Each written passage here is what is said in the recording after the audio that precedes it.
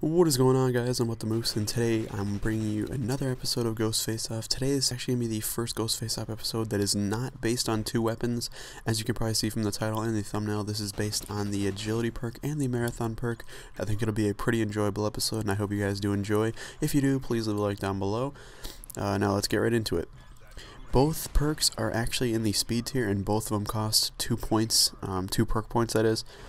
So there's not much difference in how much it costs to equip these two perks. You're going to be, spending 2 perk points for each one, so 4 if you're going to use both, which takes up a decent amount of your perk points, but it certainly is worth it in my opinion, and we'll see why in just a second. Now, agility technically increases your movement speed by 7% on any weapon, so LMGs move at 80% of the base movement speed typically, so that would mean they move at 87% of the base movement speed, excuse me. Now, this is a very good increase. I personally think 7% is a very fair increase, and a very good one at that. Now, this increase in speed also increases your sprint duration a little bit, not by much. In my testing, it was maybe 2 to 3 meters, no more than that. It certainly is not extremely useful in terms of increasing your sprint duration, but it does do it.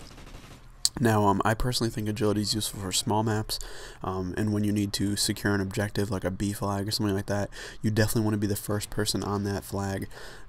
So I think small maps are very beneficial to use agility on, because you can actually take advantage of that longer sprint duration without having to use Marathon.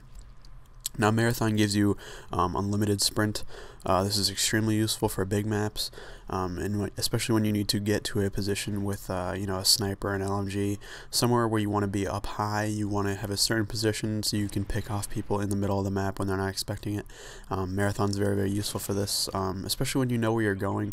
If you just run straight to the position, you should be able to get there very quickly without having to stop sprinting to check corners, things like that.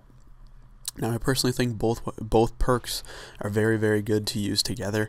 If you're not using them together, I would highly recommend using agility. Or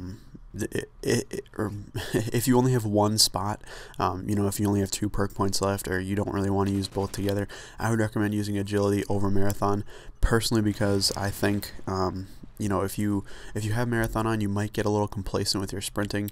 You might think, I can sprint forever and it's not going to matter, when that's really not true.